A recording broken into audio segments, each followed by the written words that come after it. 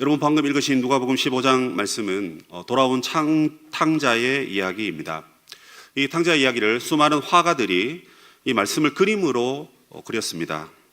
그 중에 렘브란트라는 한 화가가 그린 그림이 있는데요. 그 그림의 이름 제목은 탕자의 귀환입니다. 아마 이 그림이 가장 유명한 그림이고 우리가 신앙생활 하다 보면 이 말씀을 들으면서 아마 한 번쯤은 여러분들이 다 그림을 보셨을 거라 생각합니다. 그는 26세에 죽기 전에 이 그림을 그린 걸로 알고 있는데 무려 이 그림을 그리기 위해서 그는 6년 동안 이 그림을 구상했다고 합니다. 그림을 한번 보여주시면요. 근데 이 그림을 자세히 보시면 이 그림에 안 나오나요? 그림이? 네, 이 그림을 보시면 그림의 내용을 보면, 모습을 보면 저 그림에서 주인공이 누굴까 하는 질문을 던지게 됩니다. 돌아온 탕자 이야기이니까 당연히 저 그림의 주인공은 탕자여야 됩니다. 탕자가 지금 어디 있습니까? 무릎을 꿇고 있고, 그리고 한쪽 발은 샌들이 벗겨져 있고, 그리고 아마 아버지 같아요. 아버지 품에 안겨 있는 것을 보게 됩니다. 그런데 저 그림이, 저 아버지와 탕자의 모습이 만약에 이 그림의 핵심이고 또 이야기의 주인공이라면 옆에 있는 사람들은 별로 필요가 없습니다. 그래서 아버지와 탕자의 그림이 중간에 위치해야 되는 것이 옳습니다.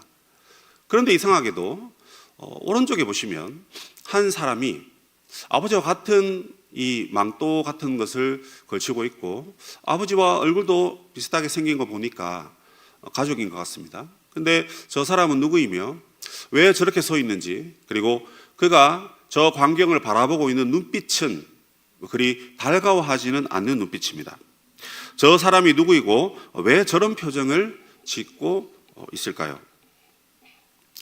15장에 나오는 이 돌아온 탕자 이야기에는 3명의 인물이 등장합니다. 그래서 어쩌면 3막으로 구성되어 있다 이렇게 말할 수도 있습니다. 그 중에 먼저 1막입니다. 1막은 어떤 집에 아들 둘이 있었습니다. 그런데 어느 날 둘째가 아버지에게 유산을 먼저 나눠달라고 요구합니다. 부모님이 살아계심에도 불구하고 유산을 미리 달라 하는 것은 매우 잘못된 행동입니다. 재산 분배의 주도는 당시 아버지에게 있었습니다. 그런데 아버지가 돌아가시면 자연스럽게 재산을 분배해야 합니다. 그런데 아버지가 살아계시는데 자기에게 자기의 몫을 달라 하는 것입니다. 이스라엘의 재산 분배는 큰아들이 2배를 가지고 나머지 아들은 전부 다 n분의 1입니다. 그러면 자녀가 둘이라면 3등분을 해서 첫째 아들은 2배를 가지고 둘째 아들은 하나를 가지는 것이 관례입니다. 그런데 아버지를 무시하고 이렇게 행동을 하는데 아버지가 재산을 3개로 나누고 그 중에 하나를 이 둘째 아들에게 건네주었습니다. 성경에 보니까 이 유산을 물려받은 이 아들은 이걸 가지고 타국으로 갔다 그렇게 말합니다. 거기서 허랑방탕한 삶을 살다가 모든 재산을 다 탕진해버렸다. 그래서 나중에는 먹을 양식도 없어가지고 돼지들이 먹는 쥐염 열매를 먹게 되었다 이렇게 말합니다. 쥐염 열매는 콩과에 속한 식물입니다. 납작한 콩인데 한 30cm 정도 되는 길이고 되게 얇습니다. 근데 그 안에 콩이 한 5-6개 정도 이렇게 알알이 박혀 있는데 그걸 주로 소나 돼지, 가축의 사료로 썼던 열매입니다. 그런데 먹을 것이 없으니까 이걸 먹었고 심지어 그걸 주는 사람도 없어서 그는 고픈 배를 움켜쥐고 있었던 것입니다. 그런데 이것이 여러분 얼마나 인생의 밑바닥이냐 하면 유대인들은 여러분 돼지를 상당히 부정적인 동물로 여깁니다. 우리만 해도 삼겹살 없어서 못 먹고 목살이면 찾아서 먹죠. 그래서 우리는 즐겨 먹는 음식인데 유대인들은 이게 이제 정한 음식이 아닙니다. 부정스러운. 왜 부정스럽습니까? 그게 뭐 더럽다 이런 의미보다도 종교적으로 부정하기 때문에 그 돼지고기를 먹지 않았습니다. 그런데 그 돼지를 먹지 않는데 돼지가 먹는 열매를 먹고 살았다 하니 이걸 여러분 먹지 않아야 되는데 어쩔 수 없이 먹은 건데 마치 그게 상당히 부정한 음식이라는 겁니다. 인생의 밑바닥 중에도 최아래의 밑바닥에 지금 허덕이고 있는 배고픈 인생이 바로 이 둘째 아들의 인생이라 하는 것입니다. 인생 막장의 구렁텅이로 떨어져 버린 그는 어느 날 쥐염 열매를 우걱우걱 씹어 먹으면서 생각했습니다. 내가 여기에서 이 부정한 음식을 먹으면서 굶어 죽느니 차라리 내가 아버지께로 가야 되겠다. 아버지께 가서 용서를 구하고, 그래서 아버지, 저는 이제 아버지 아들이 아닙니다. 저를 종으로 여기주시고 일을 시켜주시고 그 품삯으로 그냥 밥만 주시면 제가 뭐든지 하겠습니다. 이런 결단을 그가 하게 됩니다. 그리고 어느 날 그는 아버지께로 돌아오게 되는데요. 저 동구 밖에서 오는 그 아들을 보고 아버지가 맨발로 달려가서 그 아들을 끌어안습니다. 그리고 그에게 입 맞추고 종들을 시켜서 그에게 신을 신기고 가락지를 끼우고 채색 옷을 입히고 그리고 잔치를 준비해라 하면서 1막이 끝이 납니다. 1막에서 등장하는 주인공은 탕자인데요. 이 탕자의 모습을 보면서 우리는 흔히 이렇게 얘기합니다. 집 나가면 개고생이다. 나나 우리 곁에 있는 그 누구라도 혹시나 하나님 곁을 떠난 사람이 있다면 얼른 돌아가는 것이 좋다. 괜히 집 나가서 괜히 하나님 품을 떠나서 이렇게 개고생하느니 그냥 열심히는 하지 않아도 하나님 전에 있으면 좋지 않을까? 밥은 굶지 않지 않을까? 하면서 모든 사람들을 주님께로 인도해야 된다. 이렇게 이야기를 합니다. 왜냐하면 그렇게 돌아오는 그 자녀를 하나님은 맞아주시기 때문에 그렇습니다. 아버지의 재산을 미리 당겨 쓰는 것도 나쁜 짓이고 가서 창녀들과 함께 뒹굴면서 써버린 그 아까운 유흥비, 아버지가 평생을 피땀 흘려 번 돈인데 그걸 아버지 살아생전에 아버지 눈에 흙도 안 들어갔는데 그걸 그렇게 써버린 그 아들, 여러분이 만약에 아버지라면 그런 아들을 용납할 수 있겠습니까? 그러나 이 아버지는 그런 아들을 용납했고 우리가 그런 탕자라 할지라도 하나님은 그런 저와 여러분을 용납해 주신다. 그렇기 때문에 하나님께로 와야 된다. 이런 아주 명쾌한 이야기를 먼저 우리는 들었습니다. 그런데 오늘 이야기는 여러분 여기서 끝이 아닙니다. 만약 여기서 끝났다면 아니면 제가 본문을 여기까지 읽었다면 여러분 우리가 하나님께 돌아와야 됩니다. 또 돌아올 사람들을 데리고 옵시다 라고 이야기했을 것입니다. 그런데 그 이야기의 뒷이야기가 있습니다. 제2막의 시작입니다. 2막의 주인공은 큰아들입니다. 큰아들이 밭에서 일을 하다가 동생이 돌아왔다는 소식을 듣습니다. 그래서 종들에게 묻습니다. 이 도대체 무슨 일이냐? 왜 잔치 소리가 나고 왜 풍악 소리가 나고 왜 맛있는 음식 냄새가 여기까지 나는 거지? 하고 묻습니다. 그러자 종들이 이야기합니다. 아니 주인님의 동생이 잃어버린 동생이 돌아왔답니다. 그래서 아버지가 잔치를 벌이고 그 아들을 아들로 다시 받아들이는 지금 그런 상태가 되었습니다. 이렇게 얘기하는 것입니다. 이 광경을 보았고 또 이 소식을 들은 이 맏아들은 그때부터 눈빛이 변하고 표정이 좋지 않습니다. 한마디로 화가 났어요. 왜 그렇죠? 아니 이럴 수가 있나? 자기 몫을 먼저 내달라 해서 몫을 주었거늘 그걸 가지고 타국에 갔고 그걸 가서 창기들과 다 써버린 그 나쁜 아들이 다시 돌아왔다고 저렇게 환대를 할 수가. 나는 늘 아버지 집에서 이렇게 수고하고 이렇게 고생했는데 나를 위해서는 염소 새끼 한 마리 잡아주지 않았는데 어떻게 저 방탕한 아들이 돌아왔다고 해서 송아지를 잡고 이렇게 잔치를 벌일 수가 있는 거지? 저 아들은 호적에서 파야 되는데 어떻게 다시 내 동생의 자리로 아버지의 아들의 자리로 들어올 수 있는 거지? 이건 말도 안 된다. 이렇게 얘기했습니다. 여러분 이 말이 틀린 말이 아닙니다. 큰형의 입장에서 생각해 보았을 때 이건 말도 안 되는 것입니다. 그 재산을 가서 다 써버리고 나온 그 동생이 뭐가 반갑겠습니까? 상심에 있는 아버지를 위로하고 그 아버지의 재산이 축났기 때문에 다시 아버지의 재산을 위해서 열심히 일한 이 맏아들, 그 동생이 돌아오는 그 순간에도 그는 밭에서 일을 하고 있었거든요. 그런데 여러분 그 소식을 듣고 자기에게는 아무것도 주지 않았는데 동생에게 저렇게 호의를 베푸는 아버지의 모습을 보면서 도무지 이해할 수가 없는 것입니다. 자신의 입장에 봤을 때 용납할 수도 없고 그러면 내 몫은 어디 있느냐? 아마 그런 얘기를 들으면 둘째처럼 이번엔 내 차례다. 내가 그냥 집을 확 나가버려야 되겠다. 아마 그런 생각을 했을런지도 모릅니다. 그런데 이 막에서 상당히 놀라운 반응이 나옵니다. 무슨 반응입니까? 아버지께서 그 큰아들을 오히려 꾸짖고 계십니다. 얘야, 너는 나와 항상 함께 있었지 않았느냐? 그래서 내 것이 다 네 것이었지 않느냐? 내 동생은 죽었다가 다시 살아났고 내가 잃었다가 다시 얻었는데 우리가 함께 즐거워하고 기뻐하는 것이 옳지 않느냐? 아버지가 이런 말을 하신 것입니다. 이 말도 맞는 말입니다. 제사를 나눌 때 두 아들에게 몫을 다 주었다라고 우린 초반부에 그렇게 읽었습니다. 그럼 일단 큰아들도 두 배의 몫을 갖고 있었던 것입니다. 그러면서도 아버지와 함께 살고 아버지의 밭에서 함께 일했기 때문에 아마 아버지가 수익이 들어오면 너의 몫을 네가 챙겨갔지만 내가 또 번 것은 너에게 일당량 또 주겠다 해서 아마 주신 것 같아요. 그러니까 너가 내 집에 있었으니까 내 것이 다 네 것이라고 말하는 것이 그 얘기입니다. 그러면 자기도 한 몫을 이미 갖고 있고 그리고 또 일을 하면서 그때그때 줬다라는 것입니다. 자기 몫은 아버지께 다 받은 것입니다. 받고 있습니다. 그런데 동생의 모습이 너무 기가 차는 거죠. 그 동생을 용납하는 아버지도 이해할 수 없고 그렇게 써버린 자기의 생활 방식과 자기의 생각으로 동생을 관찰했을 때 이건 말도 안 되는 행동이거든요. 그래서 그는 화를 내었고 아버지는 도리어 그에게 이렇게 꾸짖음을 허락한 것입니다. 그런데요, 여러분, 아버지께서 왜 이런 꾸짖는 말을 하셨을까요? 이 이야기의 초점은 바로 첫째 아들에게 뭔가 교훈을 주기 위해서 비유로 말씀하신 것이다 하는 것입니다. 다시 한번 우리 1절에서 3절 본문을 한번 띄워주시면 좋겠습니다. 이 1절에서 3절 말씀을 우리 같이 한번 한 목소리로 읽어봅시다. 시작. 모든 세리와 죄인들이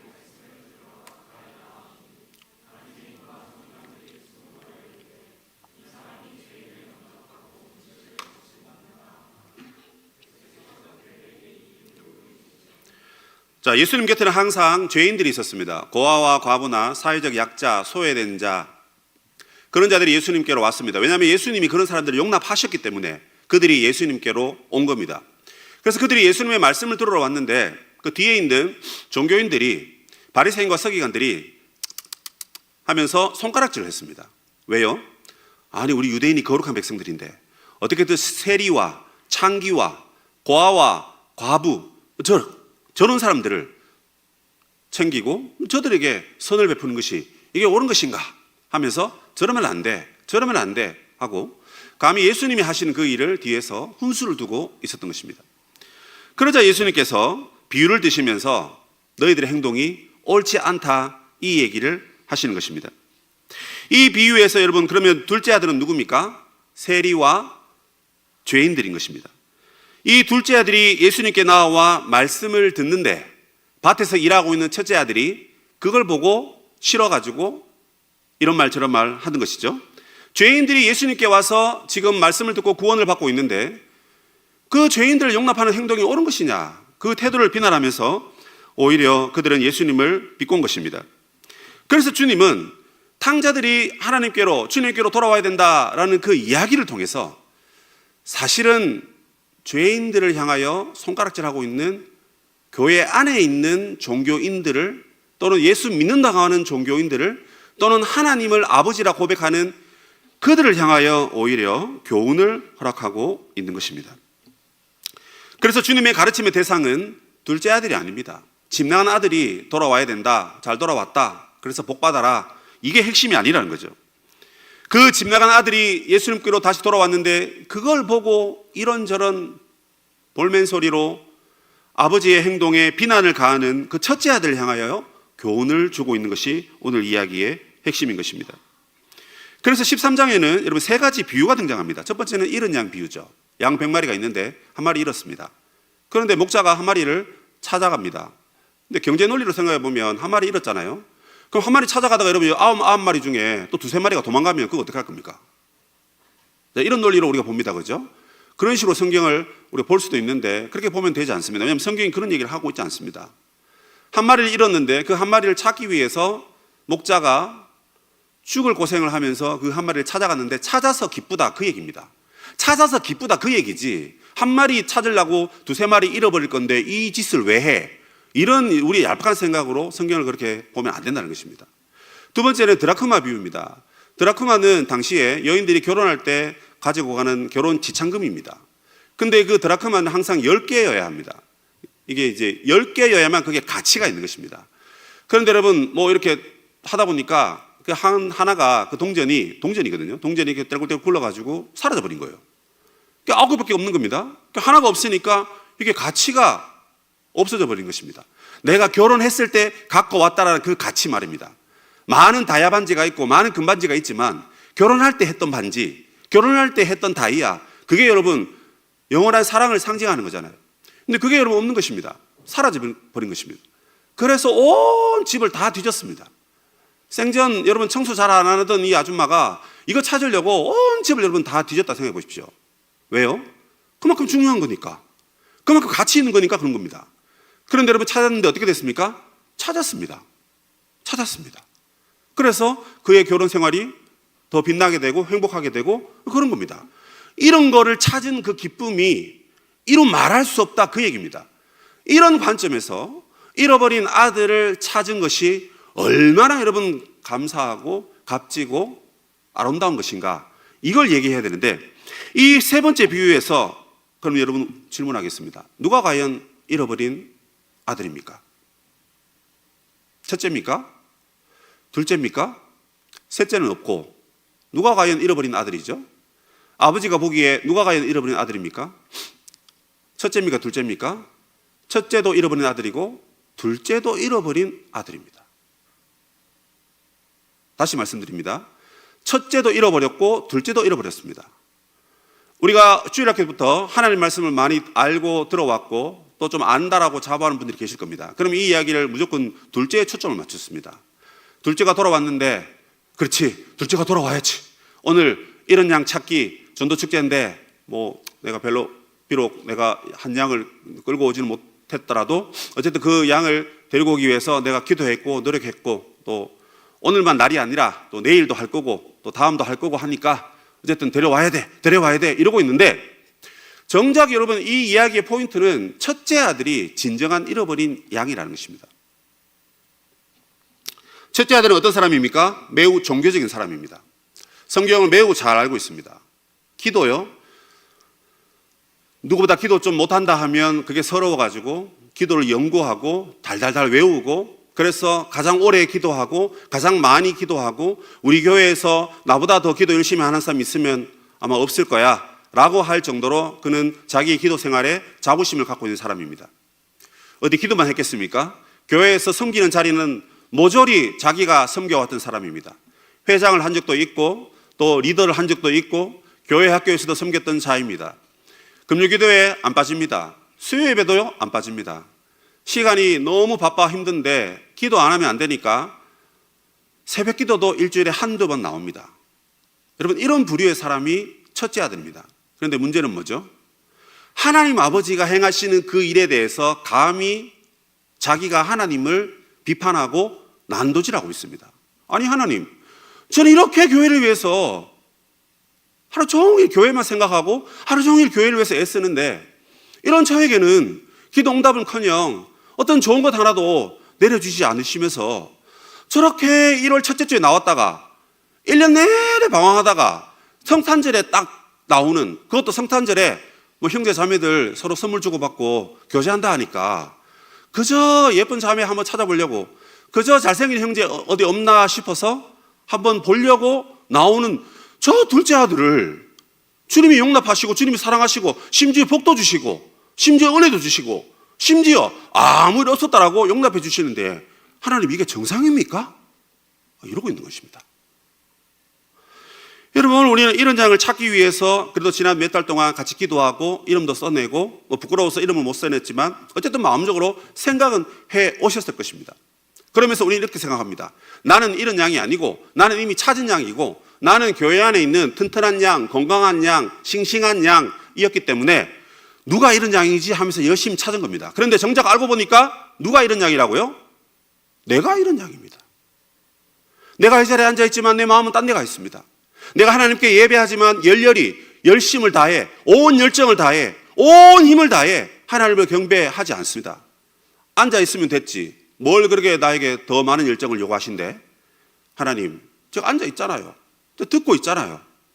듣기만 하면 됩니까? 듣고 난 다음에 내 마음에 동의를 해야 되고 동의된 것을 가지고 내가 이 자리에 일어섰을 때 내가 어떻게 살아야 될지 고민하면서 결단하면서 오늘 모임을 마치고 집에 가서 다시 한번 하나님을 바라보면서 근데 개인적으로 하나님께 예배하면서 하나님 내가 이렇게 살겠습니다. 이렇게 살겠습니다. 안 되더라도 이렇게 살다가 지쳐서 얻어맞고 그래서 힘없을 때 다시 내가 주님께 나아가겠습니다.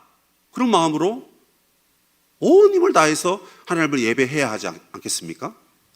그런데 앉아있다고 나는 오늘 할 일을 다 했다고 나는 내게 주어진 임무를 다 완수했다고 나는 이런 양이 아니다 라고 생각한다면 여러분 그런 우리가 바로 이런 양이지 않을까 생각을 하는 것입니다. 둘째 아들은 어떤 아들입니까? 그는 그야말로 여러분 무법자입니다. 법이 없습니다. 하나님 말씀에도 자기 마음대로 삽니다. 아빠 언제 죽을지 모르니까 나 아빠 재산 받으려면 아마 시간이 많이 걸릴 것 같아. 그래서 나 아빠 재산을 지금 받아야 되겠어. 아빠 죽든지 말든지 나는 관심 없고 내가 젊을 때 그 돈을 가지고 나 해외 유학 갈 거야. 가서 다른 문물을 접하고 좋은 사람들 만나고 투자도 해보고 그리고 내 이 삶을 즐길 거야. 그러면서 아버지고 뭐고 없습니다. 하나님이 두렵지 않는 것입니다. 그래서 자기 마음대로 살아갑니다. 근데 여러분 이 두 아들들의 공통점이 뭡니까? 전부 다 자기에게 관심이 있다는 것입니다. 자기를 위해서 뭐든지 하는 아들들입니다. 그리고 그들에게 관심이 어디 있냐면 아버지의 재산에 관심이 있습니다.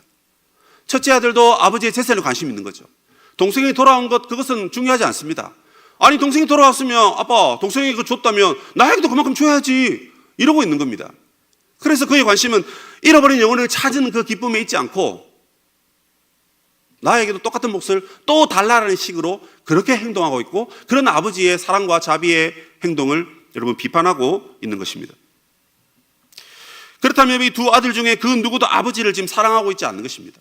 둘 다 아버지에게서 멀리 떨어져 있는 아들들입니다. 그래서 이 비유 속에서 잃어버린 아들은 하나가 아니라 둘 다 잃어버린 아들들입니다.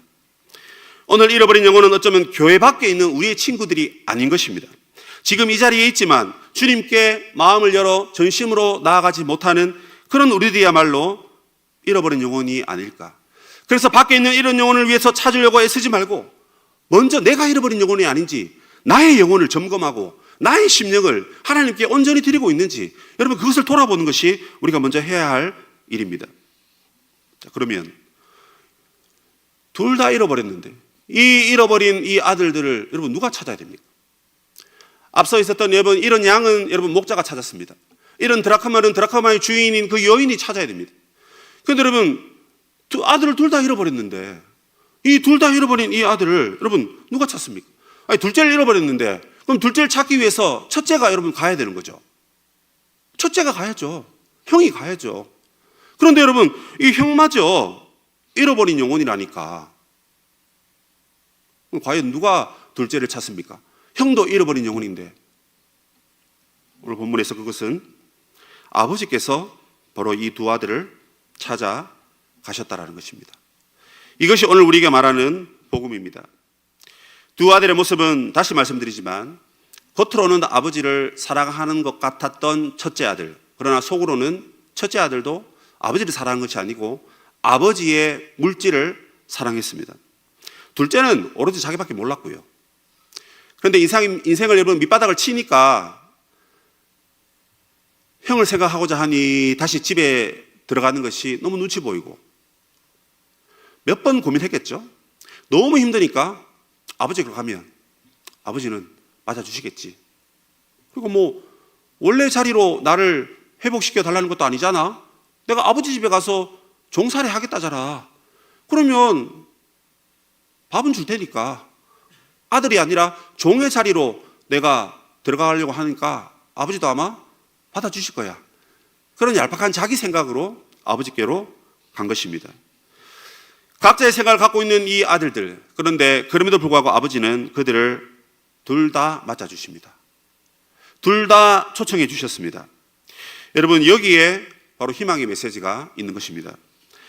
아버지가 보시기에 두 아들 모두 다 잃어버린 영혼인데 다행히도 아버지는 그 둘을 다 천국잔치에 부르고 계신다는 것입니다. 왜 아버지가 그렇게 하십니까? 아버지의 사랑이, 아버지의 자비가, 아버지의 긍휼이, 아버지의 은혜가 무궁무진하기 때문에 그렇습니다. 아버지를 떠난 탕자에게도 이런 자비와 은혜를 베푸시고요. 그리고 함께 있지만 위선적인 이 맏아들에게도 하나님은 아낌없이 자기의 사랑을 지금 베풀어주고 계시는 것입니다. 자, 그렇다면 여러분 우리 자신을 한번 들여다봅시다. 여러분은 첫째 아들입니까? 둘째 아들입니까? 이 지금 돌파구가 없습니다. 그죠? 첫째 아니면 둘째입니다. 한동안 멀리 하나님을 떠나 있었던 둘째일 수도 있습니다. 교회는 오지만 성경이라고는 담쌓고 지냈고 기도라고는 도대체 어떻게 기도를 해야 될지, 어떻게 기도를 마쳐야 될지 전혀 감이 없는 분이 계시다면 죄송하지만 그런 분들은 둘째 아들인 것 같습니다. 근데 어떤 면에서는 첫째 아들이 참 많은 것 같아요. 우리 교회는 뭐가 좋고 뭐가 안 되고, 유디코는 어쩌고 저쩌고, 러비아는 저쩌고 여쩌고, 오목사는 어쩌고 서목사는 어쩌고, 담임목사님은 어쩌고 저쩌고, 그렇게 말을 하면서 교회를 사랑하는 척 하지만 교회를 향해서 맹비난을 쏟아낸다거나, 교회가 왜 서비스가 이 모양이야 라는 그런 태도로, 교회가 왜 나 같은 인재들을 못 알아보지? 왜 교회가 나에게 위로의 말은 안 주고 저렇게 쓰디쓴 말만 뱉고 있지? 라고 말하면서 비아냥거리는 말을 하고 있다면 죄송하지만 그런 분들은 첫째 아들 부류에 속하는 자들입니다. 아버지 곁에서 흠이 없고 성실하게 살고 있다 할지라도 여전히 아버지에게 불만이 많고 여전히 나에게 호의를 베푸지 않아서 아버지께 삐쳐있는 이 첫째 아들, 여러분의 남자친구가 만약 그런 스타일이고 여러분의 여자친구가 만약 그런 스타일이라면 여러분 그들을 용납하실 수 있겠습니까? 어렵습니다. 그죠? 어렵습니다. 그런데 우리 성경에 하나님은 그런 첫째도 저런 둘째도 모두 아버지의 잔치에 초청하시는, 그야말로 이 땅의 가장 완전한 사랑, 가장 완전한 긍휼과 자비를 베푸시는 살아계신 하나님이신 것을 오늘 성경이 말하고 있습니다. 찬송가에 이런 말씀이 있죠. 가사가 있죠. 나 같은 죄인 살리신 주 은혜에 놀라워 잃었던 생명 찾았고 광명을 얻었네. 이 고백은 여러분 교회에 처음 나오는 어떤 한 신자들이 불러야 될 노래일까요? 저는 그렇게 생각하지 않습니다. 복음은 누구에게 필요하냐? 복음은 예수를 알지 못하는 자에게 필요하고, 그리고 복음은 이미 예수를 만난 자에게 더더욱 필요합니다. 예수님 한 번 만났기 때문에 인생이 끝났습니까? 한편으로는 끝났습니다. 내 인생이 이미 영원한 생명을 얻었기 때문에 그 길로 우리의 삶은 끝이 났습니다. 종결되었습니다. 그런데 여전히 이 땅을 살고 있기 때문에 우리는 많은 죄와 유혹에 노출되어 있고, 그 가운데 죄를 지으면서도 죄를 죄라고 알지 못하고 그냥 그렇게 살고 있는 존재들이 여러분 얼마나 많습니까? 어떤 면에서 교회 밖에 있는 그들이 우리보다 더 윤리도덕적으로 순수할지도 모르겠습니다. 우리는 하나님을 안다고 하면서도 계명을 밥 먹듯이 어기고, 하나님을 사랑한다고 하면서도 나를 위해서, 나의 미래와 나의 삶을 위해서 고민하고 애썼지 하나님의 기쁨과 영광을 위해서는 별로 관심이 없는 삶을 우리 살고 있지 않습니까? 이 시간 주님이 그런 첫째 아들, 둘째 아들 우리 모두를 주님 곁으로 인도하고 계십니다. 요한계시록 말씀에 볼지어다 내가 문 밖에 서서 두드리노니 누구든지 내 음성을 듣고 문을 열면 내가 그에게로 들어가 그와 더불어 먹고 마시겠다, 이런 말씀이 있습니다. 이 말씀은 예수 안 믿는 사람에게 전도할 때 쓰는 말씀이 아니라 이미 복음을 받았고 이미 복음을 소유하고 있는 라오디게아 교회에 예수께서 주신 말씀입니다. 너희들 예수 믿지 않냐? 예, 믿습니다. 예수 믿는데 왜 예수님을 문 밖에 세워두고 있지? 예수 믿는다는 것은 예수님이 우리 안에 계셔야 되는 건데, 예수 믿는다고 하는데 예수님이 밖에 있습니다. 예수는 우리 마음 곁 밖에 있습니다. 그래서 내가 어디로 가든지 예수님 절절절 따라오게 만듭니다. 예수님이 종입니까? 우리가 종이잖아요. 우리가 우리 마음에 예수님을 모시고 예수님이 이끄신 대로 가고 예수님이 하라는 대로 하고 예수님이 하지 마라 하면 과감하게 내가 손해를 입더라도, 내가 내 생명을 잃는다 할지라도 예수님의 말씀이면 거기에 우리가 목숨을 걸 수 있고 그렇게 살아가야 되는 게 그리스도인인데, 볼지어다 내가 문 밖에 서서 네 마음을 이렇게 두드리는데 왜 너는 마음을 열지 않고 나를 맞아들이지 않느냐? 우리가 첫째 아들이기 때문에 그런 건 아닐까요? 둘째 아들이면 여러분 바닥을 치면 아이고 모르겠다, 이제 아버지 집에 가서 종살이라도 하면 봐주시겠지, 그런 마음에 그래도 아버지께 온단 말입니다. 바닥만 치면 됩니다. 그 인생은 그래서 아버지께 오니까. 근데 문제는 첫째 아들은요, 절대 자기 스스로 아버지께 갈 방법이 없습니다. 자기는 옳은데, 저놈이 나쁜 놈이고, 나는 옳은데, 나는 흠이 없는데, 난 율법을 잘 지키는 사람인데, 나는 늘 아버지 곁에 있었는데, 나는 내가 참으면서 아버지 하라는 거 다 시키는 거 다 순종하고 살았는데, 왜 내가 잃어버린 아들이야? 저놈이 잃어버린 아들이지. 왜 내가 잃어버린 아들이야? 이렇게 여전히 자존감과 자존심만, 고집만 남아서 아버지의 음성 앞에 돌아오지 않는다면, 여러분, 그게 우리 첫째 아들입니다. 이 말씀은 여러분, 첫째 아들에게 주신 말씀입니다. 볼지어다 내가 문 밖에 서서 두드리노니. 첫째 아들에게 주는 말씀입니다. 여러분, 우리가 첫째 아니면 둘째라는 사실을 잊지 마십시오. 나는 이제 괜찮아. 나는 첫째도 아니고 둘째도 아니야. 그런 말 하지 맙시다. 정말 우리 둘째고요. 정말 우리 첫째입니다, 여러분. 근데 그런 우리들에게 아버지께서 찾아와 주셔서 저와 여러분들을 그 잔치에 맞아 드린다는 것 자체가 이게 말이 안 되는 이야기잖아요. 말이 안 됩니다. 근데 아버지는 지금도 이런 아들들을 자기의 잔치로 부르고 계십니다.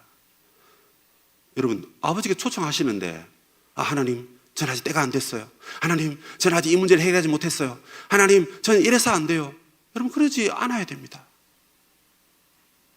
우리가 갖고 있는 이 죄악과 이 여러분 연약함들을 다 가지고 아버지께 가는 겁니다. 내가 그걸 해결하고 난 다음에 아버지께 가는 게 아니에요. 이걸 가지고 아버지께로 가는데, 이건 아버지께 가져가시고 아버지의 은혜를 우리에게 부어주시는 겁니다. 그게 그리스도와 연합입니다. 연합. 뭘 그거를 여러분 우리가 쥐고 있습니까? 왜 그걸 내가 해결하려고 여러분 끙끙대고 있습니까? 아버지의 잔치에 가면 되는데, 첫째든 둘째든 아버지 잔치에 가면 아버지가 해결해 주신다는데. 렘브란트의 그림을 한 번 더 보고 말씀을 마치겠습니다. 이 렘브란트의 그림에 여러분 아버지의 모습을 자세히 보십시오. 아버지가 입고 있는 것이 뭐겠습니까? 붉은 망토죠. 저 붉은 망토가 상징하는 것은 장막을 상징합니다. 장막이 뭡니까, 여러분? 텐트입니다. 텐트가 뭐죠? 오늘날 말하면 아파트입니다. 빌라입니다. 뭡니까? 집입니다. 지금 저 둘째 아들은 자신의 모든 연약함들을 부끄러움에도 불구하고 모두 다 내려놓고 아버지 집으로 지금 가고 있는 모습인 것입니다. 아버지는 여러분 집입니다. 여러분 물론 뭐 집이 별로 편하지 않고 불편한 분도 계시겠지만, 여러분들이 꿈꾸는 그 홈 스윗, 최근에 우리 결혼한 친구들이 있죠, 그죠? 집이 얼마나 좋겠습니까, 여러분? 그 집에 가면 애가 막 쏟아진다면 여러분 가고 싶지 않겠습니까? 언젠간 갈 거 아닙니까? 근데 여러분 아버지가 바로 그 집이라는 거예요. 그 집으로 여러분들이 들어가셔야 되는 것입니다. 또 하나 더 있습니다. 그 그림을 다시 한번 보시면 아버지의 표정을 보십시오, 여러분. 어떤 표정입니까?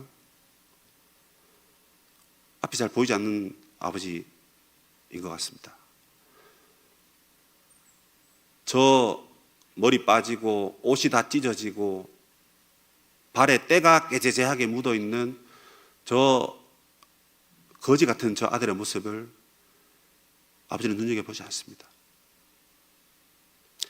여러분들 앞에 만약에 웬 거지가 와서 저렇게 여러분들의 바지가랑이를 붙잡고 한 푼 줍시오라고 하면 여러분 그 거지들을 끌어안을 수 있겠습니까?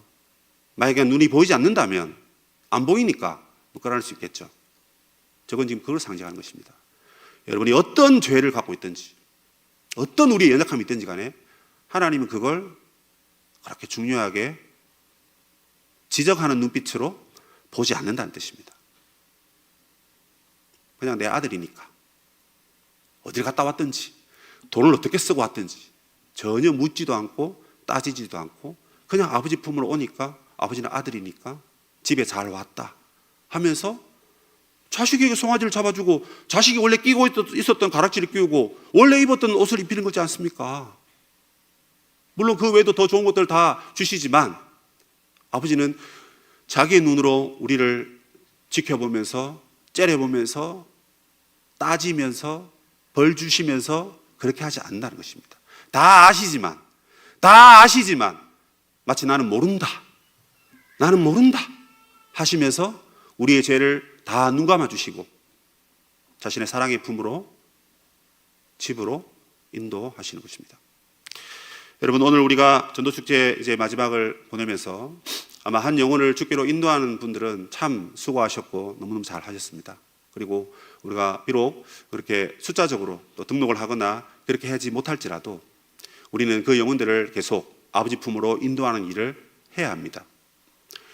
그리고 그것과 함께 반드시 잊지 말아야 될 한 가지가 뭐냐면 우리 자신을 항상 아버지 품으로, 아버지 집으로 이끌고 갈 수 있도록 우리 자신을 소중하게 여기고 우리 자신이 잃어버린 영혼이 되지 않도록 늘 깨어 기도하고 하나님을 의지하는 그런 우리 청년들, 우리 주의 백성들 다 되시기를 주님의 이름으로 부탁드리고 축복합니다.